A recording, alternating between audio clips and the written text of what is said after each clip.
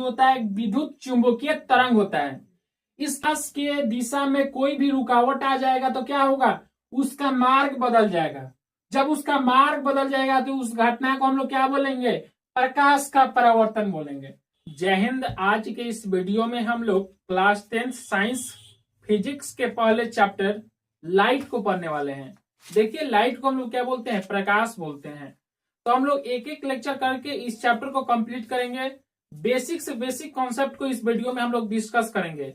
आप इस चैनल से जुड़िए और आप एक भी सवाल जो ऐसा नहीं रहेगा जो आप इस चैप्टर से नहीं बना पाएंगे। तो देखिए, आज हम लोग लाइट को शुरू कर रहे हैं और लाइट का जो ये है पहला लेक्चर है। तो देखिए, हम लोग लाइट के बारे में जानते हैं। देखिए, लाइट का अर्थ होता है प्रकाश। तो देखिए, ये हमारे जो प्रकाश का चैप्टर है ये फिजिक्स के सिलेबस के अंतर्गत आता है। जो प्रकाश का चैप्टर है फिजिक्स के सिलेबस के अंतर्गत आता है। और इस प्रकाश के अध्ययन को हम लोग क्या बोलते हैं, प्रकाशिकी बोलते हैं। प्रकाश का अध्ययन क्या कहलाता है, देखिए, प्रकाश का अध्ययन कहलाता है प्रकाशिकी। प्रकाशिकी, प्रकाश के अध्ययन को हम लोग प्रकाशिकी बोलते हैं या फिर इंग्लिश में ऑप्टिक्स बोलते हैं। तो देखिए, आपसे पूछ देगा कि प्रकाश का अध्ययन क्या कहलाता है। तो देखिए, प्रकाश का अध्ययन जो होता है क्या कहलाता है, प्रकाशिकी कहलाता है, ऑप्टिक्स कहलाता है। ठीक है। तो देखिए, प्रकाश क्या है। सबसे पहले हम जानते हैं प्रकाश क्या होता है। प्रकाश क्या है, प्रकाश एक ऊर्जा का स्वरूप है जो हमें वस्तुओं को देखने में सहायता करता है। देखिए, हम लोग एग्जाम्पल से समझते हैं। देखिए, हमारे पास एक मान लीजिए बॉक्स है, ठीक है। तो देखिए, हम इस बॉक्स को कब देख पाएंगे, जब कहीं किसी सोर्स से, मान लीजिए कोई सोर्स है, मान लेते हैं ये सन है, ठीक है। सन, सूर्य से प्रकाश आ रहा है। ये क्या है, सन क्या है, सोर्स ऑफ लाइट है, प्रकाश का स्रोत है। क्या है, प्रकाश का स्रोत, प्रकाश का स्रोत है, ठीक है। सन जो है सूर्य प्रकाश का स्रोत है। जब प्रकाश यहाँ सूर्य से वस्तु पे जा रहा है, देखिए, जब प्रकाश जो है सूर्य से बॉक्स पे गिर रहा है तो वो टकरा के फिर इधर वापस आ जा रहा है। टकरा के क्या हो रहा है, वापस आ जा रहा है। और यहाँ पे हम लोग मौजूद हैं, यहाँ पे हम लोग मौजूद हैं, हम आंख से डिनोट कर देते हैं। यहाँ पे हम लोग मौजूद हैं और यहाँ पे हम क्या करते हैं, देख पाते हैं। तो देखिए, प्रकाश एक ऊर्जा का वह रूप होता है जो किसी वस्तु को प्रकाशित करता है या देखने में सहायता करता है। तो देखिए, यहाँ पे प्रकाशित लिखा है। प्रकाशित कहने का सेंस हुआ कि जब प्रकाश किसी स्रोत से जब किसी वस्तु पर टकराता है और उसके बाद वो हमारी आंखों तक आता है, आंखों तक आता है। जब हमारी आंखों तक आता है तो हम उस वस्तु को क्या कर पाते हैं, देख पाते हैं। ठीक है। देखिए, फॉर एग्जाम्पल समझिए कि ये बोर्ड है। इस बोर्ड को हम कब देख पा रहे हैं, तो हमारे आसपास जो लाइटें हैं इस पे प्रकाश डाल रही हैं और ये प्रकाश यहां से टकरा कर हमारी आंखों तक आ रहा है, तब हम इस ब्लैक व्हाइट बोर्ड को क्या कर पा रहे हैं, देख पा रहे हैं। ठीक है। तो देखिए, प्रकाश के कॉन्सेप्ट को आपने समझा कि प्रकाश एक ऊर्जा का स्वरूप है, ठीक है, जो हमें वस्तुओं को देखने में सहायता करता है। ठीक है। देखिए, प्रकाश को संचरण करने के लिए किसी भी माध्यम की जरूरत नहीं होती है। संचरण करने का अर्थ है कि एक जगह से दूसरी जगह जाने पर प्रकाश को किसी भी माध्यम की जरूरत नहीं होती है। ठीक है। जैसे कि हमने ध्वनि पढ़ा है, ध्वनि को पढ़ा है क्लास 8 में, ध्वनि को पढ़ा है ना क्लास 8 में। तो देखिए, ध्वनि को क्या होता है, एक जगह से दूसरे जगह जब ध्वनि जाता है तो उसको माध्यम की जरूरत होती है। माध्यम की मदद से ही ध्वनि जो है एक जगह से दूसरी जगह जा पाएगा। लेकिन प्रकाश के केस में ऐसा नहीं है, इसमें माध्यम की कोई जरूरत ही नहीं होती है। ठीक है। प्रकाश जो है निर्वात अर्थात वैक्यूम में भी क्या कर सकता है, गमन कर सकता है, संचरण कर सकता है। ठीक है। तो ये हमने यहाँ पे समझा प्रकाश के स्रोत के बारे में और वस्तु को हम कैसे देख पाते हैं। अब हम लोग जानते हैं प्रकाश की चाल के बारे में। प्रकाश का चाल होता है सबसे ज्यादा किसमें होता है, गैस में होता है, गैस में होता है। उसके बाद किसमें होता है, तरल में होता है, तरल अर्थात गैस। लिक्विड, और सबसे कम किस में होता है? ठोस में होता है, ठोस में, जिसे हम लोग क्या बोलते हैं? सॉलिड में बोलते हैं। तो देखिए प्रकाश का चाल जो सबसे ज्यादा गैस में होता है, उसके बाद तरल में, लिक्विड में, उसके बाद सॉलिड में अर्थात ठोस में। और प्रकाश का चाल जो होता है निर्वात में कितना होता है? प्रकाश का चाल जो होता है निर्वात में होता है 3 × 10⁸ मीटर पर सेकेंड। मतलब प्रकाश जब निर्वात अर्थात वैक्यूम में गमन करता है तो उसका जो स्पीड होता है 3 × 10⁸ मीटर पर सेकेंड होता है। मतलब 1 सेकेंड में हो इतना मीटर क्या करता है? गमन करता है। ठीक है, इसको किलोमीटर में बदलेंगे तो कितना हो जाएगा? इसको जब हम लोग 1000 से डिवाइड करेंगे तो किलोमीटर पर सेकेंड में बन जाएगा, और वो कितना होगा? 3 × 10⁵ किलोमीटर पर सेकेंड, मतलब 3 लाख किलोमीटर पर सेकेंड। 1 सेकेंड में निर्वात में जो प्रकाश होता है 3 लाख किलोमीटर क्या करता है? संचरण करता है, गमन करता है। हम लोग जानते हैं जो प्रकाश का जो चाल होता है हवा में कितना होता है। देखिए हवा निर्वात में यह अंतर है कि हवा में कुछ कण मौजूद होते हैं, कुछ गैसें भी मौजूद होती हैं। निर्वात पूर्णतः खाली स्थान होता है, लेकिन हवा में कुछ गैसें, बहुत सारी गैसें होती हैं, कुछ कण होते हैं, मौजूद होते हैं। तो हवा में इसका स्पीड जो होता है 2.25 × 10⁸ मीटर पर सेकेंड होता है। ठीक है, हवा को बोलते हैं एयर में। उसके बाद होता है कांच, ग्लास में इसका स्पीड कितना होता है? 2 × 10⁸ मीटर पर सेकेंड। मतलब 1 सेकेंड में 2 × 10⁸ मीटर जो है प्रकाश क्या करता है? कांच में गमन करता है। तो यहां से हमें पता चल रहा है कि जो प्रकाश का चाल होता है सबसे ज्यादा गैस में होता है, उसके बाद तरल में होता है, उसके बाद क्या होता है? ठोस में होता है। ठीक है, तो देखिए इसके बाद हम लोग समझते हैं कि प्रकाश जो है गमन कैसे करता है। तो जो प्रकाश होता है सीधी रेखा में क्या करता है? गमन करता है। प्रकाश सीधी रेखा में गमन करता है, सीधी रेखा अर्थात दिशा में गमन करता है।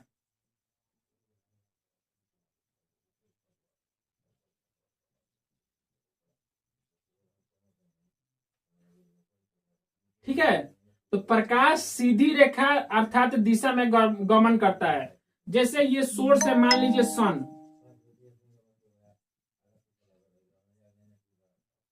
ठीक है, तो यहां से जो प्रकाश निकल रहा है सीधी रेखा में जाएगा, कोई भी इसका मतलब टेढ़ा मेढ़ा नहीं होगा। प्रकाश हमेशा कैसे जाएगा? सीधी रेखा, सीधी दिशा में जाए, सन से किसी दूसरे स्थान पे जाएगा। ठीक है, तो प्रकाश को याद रखिए हमेशा ही सीधी रेखा में क्या करता है? गमन करता है। ठीक है, और इसको हम लोग ऐसे डिनोट कर देते हैं सीधी रेखा को। ठीक है, तो अब हम लोग जानते हैं प्रकाश के गमन के आधार पर पदार्थ कितने प्रकार के होते हैं। तो देखिए प्रकाश के गमन के आधार पर पदार्थ जो होते हैं 3 प्रकार के होते हैं, पारदर्शी, अपारदर्शी और पारभासी। ठीक है, तो 3 प्रकार कौन कौन से हैं? पारदर्शी, अपारदर्शी और पारभासी। ठीक है, तो देखिए पारदर्शी क्या होते हैं? पारदर्शी को हम लोग क्या बोलते हैं? ट्रांसपेरेंट। इंग्लिश में क्या बोलते हैं? ट्रांसपेरेंट। सबस्टांस ऐड कर सकते हैं। तो देखिए पदार्थ जिनमें प्रकाश आर पार गमन करता है, जब जिन पदार्थ में जो प्रकाश जो होता है आर पार गमन करता है वो क्या कहलाते हैं? पारदर्शी कहलाते हैं। जैसे इसका एग्जाम्पल क्या हो गया? कांच। कांच में क्या होता है? प्रकाश जो है इधर से उधर हमको चीजें दिख जाती है, मतलब इससे क्या पता चलता है? प्रकाश आर पार कर जाता है।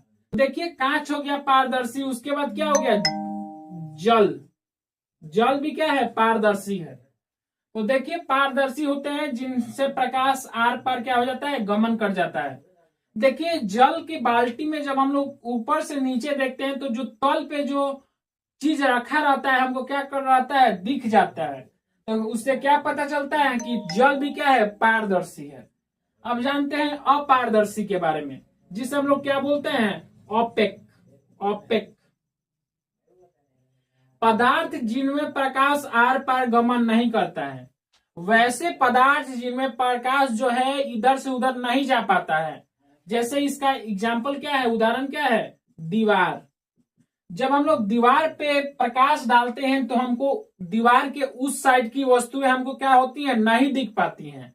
तो क्या हुआ, दीवार जो है अपारदर्शी पदार्थ हुआ। ठीक है। मानव शरीर, मानव शरीर, मानव शरीर, देखिए जब हम अपने शरीर पे क्या करते हैं, प्रकाश डालते हैं, तो हमारे शरीर के उधर की वस्तुएं जो है नहीं दिख रही है, वो वस्तुएं छिप जा रही हैं। जैसे देखिए हम ब्लैक बोर्ड के सामने खड़े हैं, तो जितना मेरा शरीर है उतना पीछे की वस्तु आपको दिख रही है, नहीं दिख रही है। उससे क्या पता चलता है कि प्रकाश जो है आर पार गमन नहीं कर रहा है। अगर आर पार गमन करता तो क्या होता है, वो दिख जाता है, लेकिन नहीं दिख रहा है। तो मानव शरीर क्या हुआ, अपारदर्शी पदार्थ हुआ। अगला है पारभासी। पारभासी को हम लोग क्या बोलते हैं, ट्रांसलूसेंट। ट्रांसलूसेंट पदार्थ जिनमें प्रकाश जो होता है कुछ ही मात्रा में क्या होता है, गमन करता है। जैसे इसका उदाहरण क्या हुआ, रगरा हुआ कांच। रगरा कांच होता है, क्या होता है, जो रगरा कांच होता है वो क्या होता है, उससे प्रकाश जो है कम ही मात्रा में इधर से उधर जा पाता है। तो ये एक पारभासी पदार्थ हुआ। तेल लगा कागज, तेल लगा कागज, तेल लगा कागज में भी सेम वही होता है कि क्या होता है, कुछ ही मात्रा में जो है प्रकाश जो होता है आर पार कर पाता है। तो ये दोनों एग्जाम्पल किसके हैं, पारभासी के एग्जाम्पल हैं। ठीक है। और देखिए हमने यहाँ पे प्रकाश के गमन के आधार पे पदार्थ के प्रकार को जाना। ठीक है। इसके बाद हम लोग जानते हैं नेक्स्ट टॉपिक को। उससे पहले हम आपको बता दें कि जो सूर्य होता है, सूर्य जो जिसे हम लोग क्या बोलते हैं, सन, सूर्य से जब पृथ्वी पे प्रकाश आता है, सूर्य से जब पृथ्वी पे प्रकाश आता है तो उसको कितना समय लगता है, 8 मिनट 20 सेकेंड। यहाँ पे 8 मिनट 20 सेकेंड है। 16 से 20 सेकेंड के बीच में कोई भी ऑप्शन हो तो आप उसको क्या कर सकते हैं, टिक कर सकते हैं। ठीक है। तो देखिए हमने जाना प्रकाश के बारे में। उसके बाद प्रकाश जो होता है, आपसे एक बार आपके परीक्षा में पूछा है कि प्रकाश जो होता है एक विद्युत चुंबकीय तरंग होता है। जी आपने सही सुना, प्रकाश एक तरंग भी होता है। देखिए हम यहाँ पे साइड में समझते हैं। देखिए जो प्रकाश होता है, प्रकाश जो होता है एक तरंग होता है। क्या होता है, तरंग होता है, तरंग भी होता है। ठीक है। प्रकाश एक तरह का तरंग अर्थात वेव भी होता है। और ये कैसा वेव होता है, विद्युत चुंबकीय तरंग होता है। तो देखिए आप बस इतना ही जानिए कि प्रकाश जो होता है विद्युत चुंबकीय तरंग होता है। इसके डिटेल के बारे में हम लोग क्लास 12 में पढ़ेंगे, लेकिन आप इतना याद रखिए कि प्रकाश जो होता है एक विद्युत चुंबकीय क्या होता है, तरंग होता है। ठीक है। इलेक्ट्रोमैग्नेटिक वेव होता है। और इलेक्ट्रोमैग्नेटिक वेव विद्युत चुंबकीय तरंग को संचरण के लिए, गमन करने के लिए कोई भी माध्यम की आवश्यकता नहीं होती है। इसीलिए प्रकाश को भी क्या होता है, गमन करने के लिए कोई भी माध्यम की आवश्यकता नहीं होती है। अब हम लोग जानते हैं प्रकाश के परावर्तन के बारे में, रिफ्लेक्शन ऑफ लाइट के बारे में। तो देखिए रिफ्लेक्शन ऑफ लाइट, प्रकाश का परावर्तन क्या होता है। तो देखिए जब प्रकाश सीधी रेखा में गमन करता है तो उसकी मार्ग में आने वाली रुकावटों से उसका मार्ग जो है बदल जाता है। इसी फिनोमिना को हम लोग क्या बोलते हैं, प्रकाश का परावर्तन बोलते हैं। तो देखिए इसको समझते हैं हम लोग। तो देखिए ये एक क्या है, मिरर है, दर्पण है। दर्पण के बारे में हम लोग और आगे भी पढ़ेंगे। मान लीजिए क्या है, दर्पण है, दर्पण मिरर है। ठीक है। जब प्रकाश किसी सोर्स से यहाँ पे फॉल करता है, ठीक है, यहां से कोई क्या है, स्रोत किसी स्रोत से प्रकाश जो है क्या हो रहा है, निकल रहा है। देखिए क्या हो रहा है यहाँ पे, किसी सोर्स से जो है प्रकाश जो है क्या कर रहा है, आ रहा है। ठीक है। जब प्रकाश सीधी रेखा में गमन कर रहा है तो क्या हो रहा है, उसकी मार्ग में एक रुकावट आ रहा है, जो मिरर है यहाँ पे। जब प्रकाश यहां से सीधी रेखा में गमन कर रहा है तो इसके मार्ग में क्या है, एक रुकावट, जो यहाँ पे दर्पण के रूप में एक रुकावट आ जा रहा है। जिस रुकावट के कारण क्या होगा, इसका जो है मार्ग जो है क्या हो जाएगा, बदल जाएगा। इसका मार्ग क्या हो जाएगा, बदल जाएगा। इसी फिनोमिना को क्या बोलते हैं, इसी घटना को हम लोग क्या बोलते हैं, प्रकाश का परावर्तन बोलते हैं, रिफ्लेक्शन ऑफ लाइट बोलते हैं। ठीक है, यहाँ पे कोई भी वस्तु हो सकता था, यहाँ पे मान लीजिए हमारा बुक भी हो सकता था, यहाँ पे हमारा बुक भी हो सकता था। ठीक है, बुक भी रहेगा तो क्या होगा, जब प्रकाश के दिशा में कोई भी रुकावट आ जाएगा तो क्या होगा, उसका मार्ग बदल जाएगा। जब उसका मार्ग बदल जाएगा तो उस घटना को हम लोग क्या बोलेंगे, प्रकाश का परावर्तन बोलेंगे। ठीक है, और एक बात आप जान लीजिए कि होता है प्रकाश के परावर्तन के कारण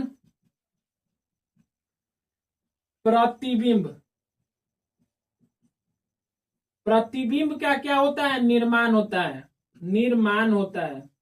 ठीक है, जो हम लोग पानी में अपना प्रतिबिंब देख पाते हैं वो किसके कारण होता है, प्रकाश के परावर्तन के कारण भी होता है।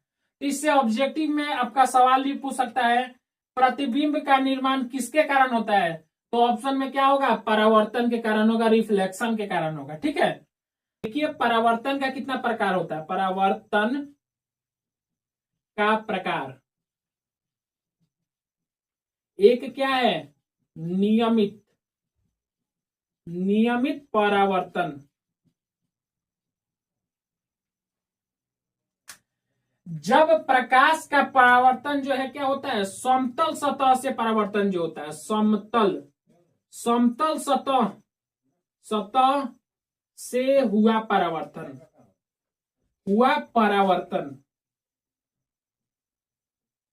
जब प्रकाश का परावर्तन जब समतल सतह से होता है तो वो परावर्तन नियमित परावर्तन कहलाता है। आप एक लाइन में समझिए, समतल सतह मतलब जैसे कि कांच, जैसे कि दर्पण, सॉरी कांच नहीं होगा, दर्पण होगा।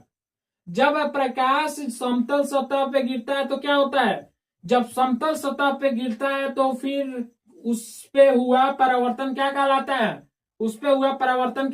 है, नियमित परावर्तन कहलाता है। ठीक है, जब प्रकाश समतल सतह, ये सतह कैसा है, समतल सतह है।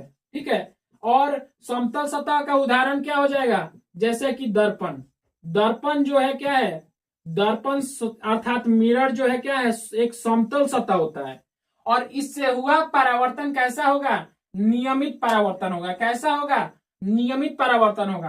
तो आपसे ऑब्जेक्टिव में पूछ सकता है कि दर्पण से हुआ परावर्तन कैसा परावर्तन होगा, तो वो दर्पण से हुआ परावर्तन जो है नियमित परावर्तन होगा, रेगुलर रिफ्लेक्शन होगा। इसको हम लोग इंग्लिश में क्या बोलते हैं, रेगुलर रिफ्लेक्शन। ठीक है, तो आप लोग इंग्लिश में नोट कर सकते हैं। ठीक है, तो प्रकाश जब दर्पण पे टकराता है तो क्या होता है, उससे हुआ परावर्तन नियमित परावर्तन कहलाता है। ठीक है, और दूसरा प्रकार इसका क्या है, इसका दूसरा प्रकार है अनियमित परावर्तन।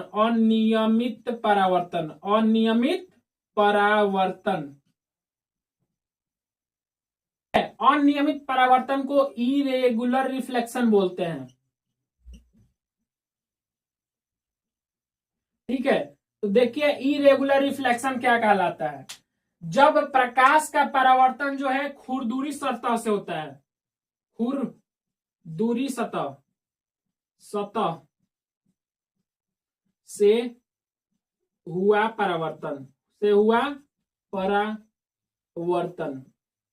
जब प्रकाश का परावर्तन जो है खुरदुरी सतह से होता है तो क्या होता है, उससे हुआ जो परावर्तन है अनियमित परावर्तन कहलाता है। जैसे ही हमारा क्या है, खुरदुरा सतह है। जब इससे प्रकाश आएगा तो रिफ्लेक्शन कैसा होगा, इससे जो रिफ्लेक्शन होगा कैसा होगा, इससे रिफ्लेक्शन जो है कैसा होगा, अनियमित रिफ्लेक्शन होगा। कैसा होगा, अनियमित रिफ्लेक्शन होगा, इरेगुलर रिफ्लेक्शन होगा। ठीक है, तो हमने प्रकाश के परावर्तन में के बारे में जाना, इसके प्रकार के बारे में जाना है। और जो प्रतिबिंब होता है उसका निर्माण किसके कारण होता है? प्रकाश के परावर्तन के कारण ही होता है प्रतिबिंब का निर्माण। अब हम लोग प्रकाश के परावर्तन के नियम को जानेंगे। नियम व परिभाषाएं। परिभाषा, तो देखिए प्रकाश के परावर्तन से संबंधित कुछ नियम और उसकी परिभाषा के बारे में जानेंगे। तो देखिए जब क्या होता है प्रकाश का परावर्तन में कौन कौन सा टर्म्स के बारे में हमको समझना है, ठीक है। तो देखिए ये हमारा क्या है? दर्पण है, जिसे हम लोग इंग्लिश में क्या बोलते हैं? दर्पण इंग्लिश में मिरर बोलते हैं। इंग्लिश में क्या बोलते हैं? मिरर बोलते हैं, ठीक है। तो देखिए जब प्रकाश जो होता है क्या होता है?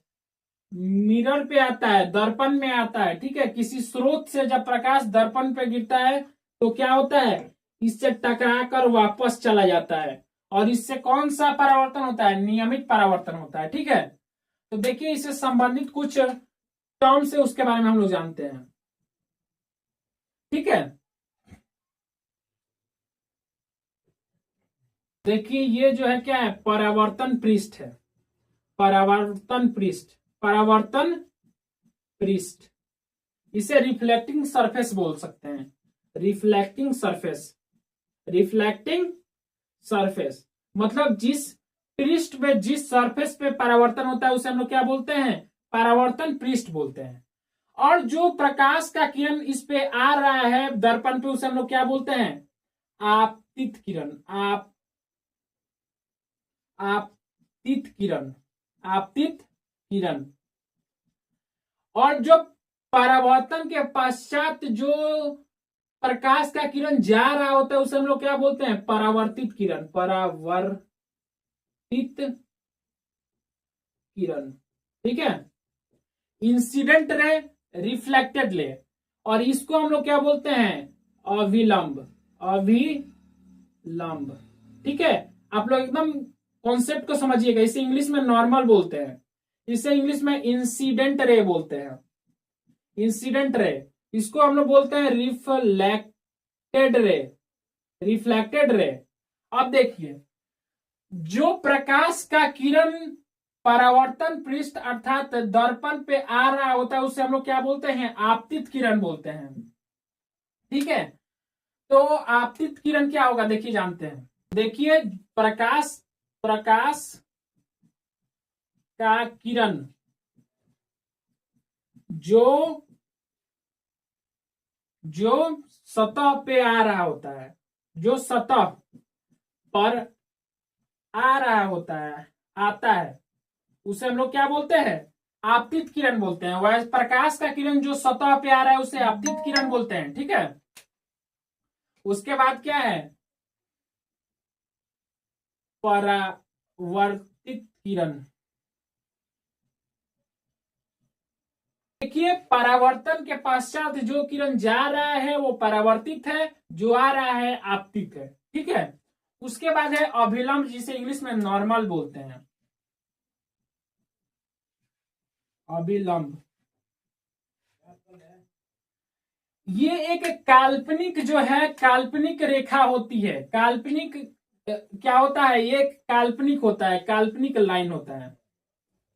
मतलब ये कोई हमको दिखता नहीं है, एक इमेजिनरी है। तो अभिलंब जो होता है क्या होता है? अभिलंब जो है एक ऐसा लाइन होता है जो परावर्तन पृष्ठ के क्या होता है? पेंडिकुलर होता है, 90 डिग्री पे होता है, ठीक है। तो वो क्या कहलाता है? अभिलंब कहलाता है। इसको इंग्लिश में नॉर्मल बोलते हैं, ठीक है। अभिलंब क्या है? वैसा रेखा जो सतह के क्या है? सतह के समकोण पे हो, समकोण पे होता है। तो देखिए वैसा रेखा जो सतह के समकोण पे होता है अर्थात 90 डिग्री पे होता है तो क्या कहलाता है? अभिलंब कहलाता है, ठीक है। तो देखिए इसके बाद हम लोग जानते हैं आपतन कोण, परावर्तन कोण के बारे में। तो आप सबसे पहले इसको नोट कीजिए। आपतित किरण के बारे में अपना समझा, परावर्तित किरण के बारे में समझा, अभिलंब के बारे में समझा। ठीक है, अब हम लोग आपतन कोण, परावर्तन कोण के बारे में जानते हैं। ठीक है, आपतन कोण, ठीक है, इसको हम लोग बोलते हैं एंगल ऑफ इंसिडेंस।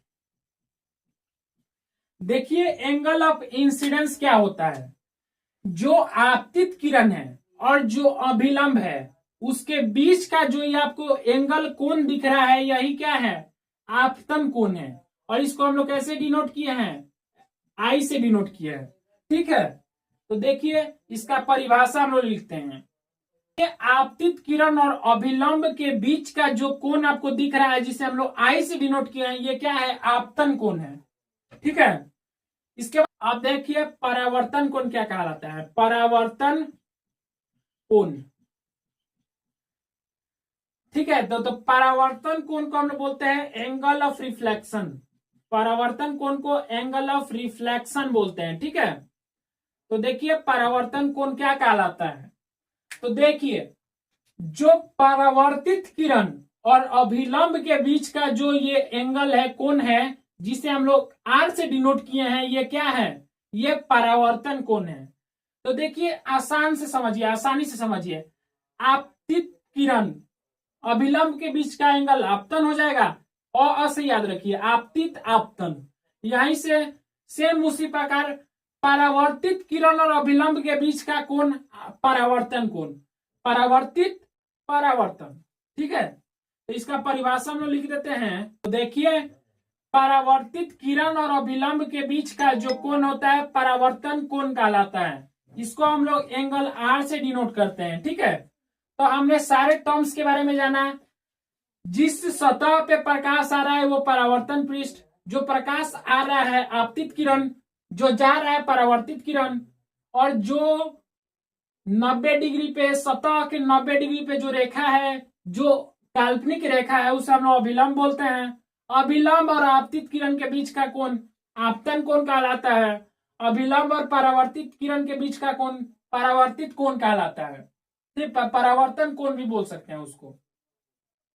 अब हम लोग इसके नियम के बारे में जानेंगे, परावर्तन का क्या कौन सा नियम होता है उसके बारे में हम लोग जानेंगे। अब देखिए हम लोग प्रकाश के परावर्तन के नियम के बारे में पढ़ेंगे, जिसे हम लोग बोलते हैं लॉज ऑफ रिफ्लेक्शन। तो देखिए पहला पहला नियम क्या है, पहला नियम, देखिए पहला नियम क्या है।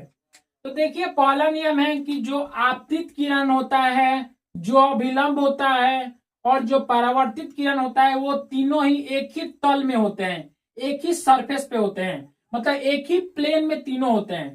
ठीक है, आप समझे, जैसे कि देखिए यहाँ पे हम लोग समझते हैं, ये क्या है, आपतित किरण, ये जो है परावर्तित किरण। ठीक है, और एक ये ले लेते हैं अभिलंब। तो ये जो तीनों है एक ही प्लेन में है, किसी भी चीज में होगा तो क्या होगा, एक ही तल में होगा, क्या होगा, एक ही तल में होगा।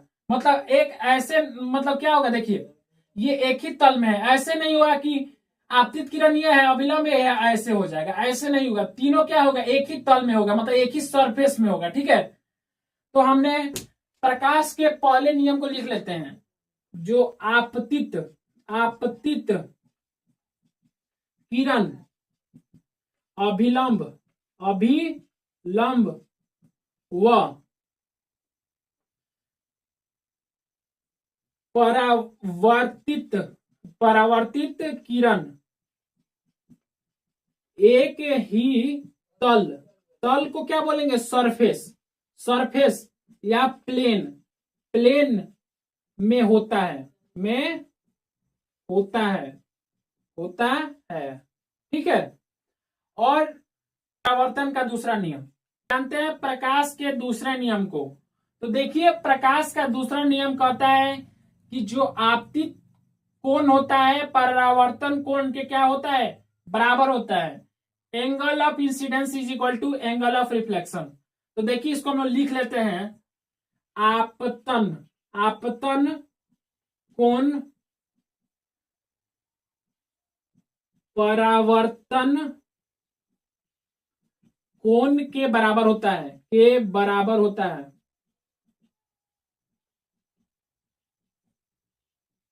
ठीक है। Angle I is equal to angle R, जो यहाँ पे एंगल आई है, जो आपतन कोण है वो क्या होगा, एंगल आर, मतलब परावर्तन कोण के क्या होगा, बराबर होगा। और ये दोनों नियम बहुत ही इंपॉर्टेंट नियम है, ये आपकी परीक्षा में पूछे जाते हैं और इससे संबंधित न्यूमेरिकल्स भी बनाया जाता है। जब इससे संबंधित कुछ प्रश्नों को देखते हैं तो देखिए,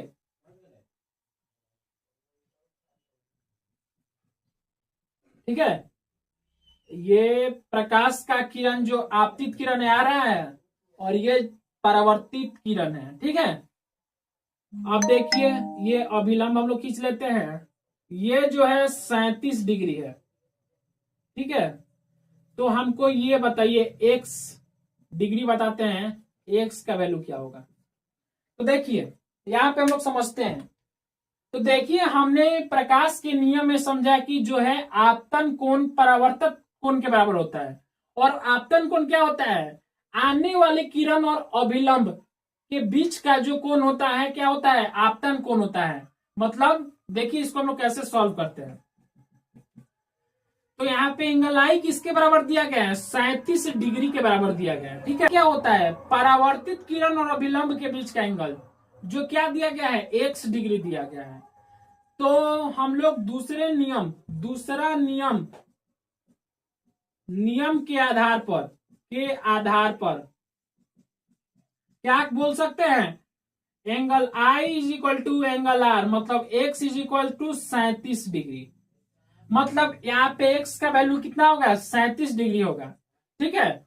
और हम आप यहाँ से हम y का वैल्यू पूछे तो कितना होगा, y का वैल्यू क्या होगा। तो देखिए x का वैल्यू यहाँ पे कितना हो गया, 37 डिग्री हो गया। अब देखिए ये अभिलंब जो है क्या है, सरफेस के सतह के 90 डिग्री पे है। मतलब यहाँ से x प्लस वाई जो है कितना हो जाएगा, 90 डिग्री होगा। x 37 degree plus Y is equal to 90 degree. तो y जो है 90 माइनस 37 हो जाएगा।